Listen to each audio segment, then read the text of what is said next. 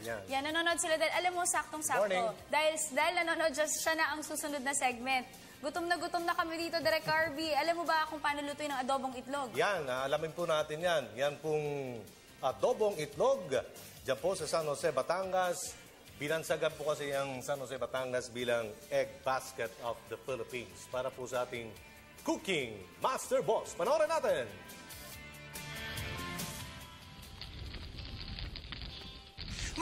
Magandang morning mga boss. Andito na naman kayo sa kainan sa kalsada tuwing umaga ang Cooking Master Boss. Ngayon po, dumayo po ako dito sa San Jose, Batangas para tikman ang kanilang ipinagmamalaking mga putahe ng itlog. Yes, itlog. Pero bago natin ituro sa inyo kung ano ang mga pwedeng iluto dito sa itlog. So, solvin muna natin ang tanong ng bayan. Ano nga bang nauna? Ang itlog nga ba o ang manok? Malalaman natin yan. Halika.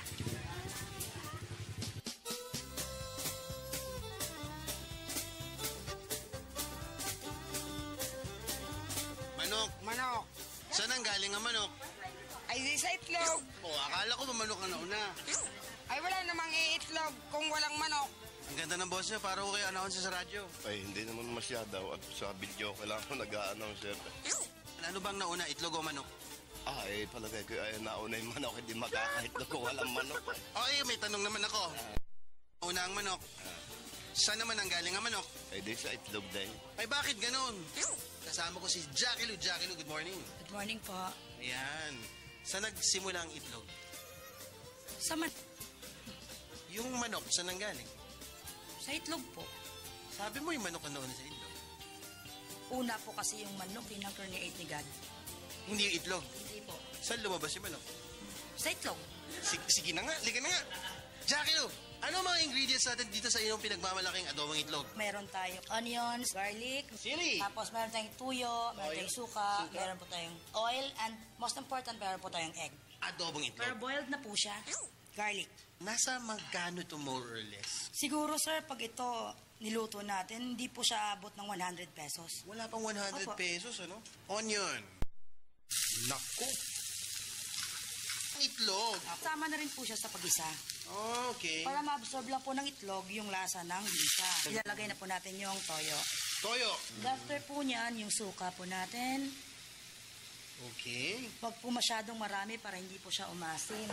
Lalagyan na po natin ng black pepper. Black pepper. Takpan po natin and wait for How many minutes? 1 to 2 minutes lang po. 1 to 2 minutes lang, pwede na siya. Ito ba inuulam sa kanin? Opo. Pwede po natin siyang iulam kahit ano pong meal natin. Pwede rin po natin siyang imerienda. Merienda, ulam, all in one. Ngayon, good morning boss tayo. Almusal natin yan. Titirahin natin yan mamaya. This is it, Pansit. Paborito ninyong part, ang tikiman portion, di ba? Excited ka? Excited na po. Excited. Masarap po. Napakasarap! Grabe! Kanin na lang, ha? Wala bang kanin dito? Wala po tayong sinaing. Anyway, napakasarap ng nilutong itlog dito ni Jackie Lu. Makikita lang yan sa Jacob's Resort and Recreational Center dito sa Batangas. Napakasarap ng ating niluto na adobong itlog. Yan nga naman, makikita mo lang yan, specialty yan dito sa San Jose, Batangas, no?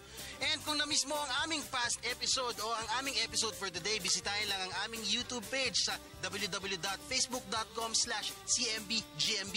Again, ako po ang inyong CMB host, si Carby Salvador. See you again next week here at Good Morning Boss. Tulak. Bilisan mo.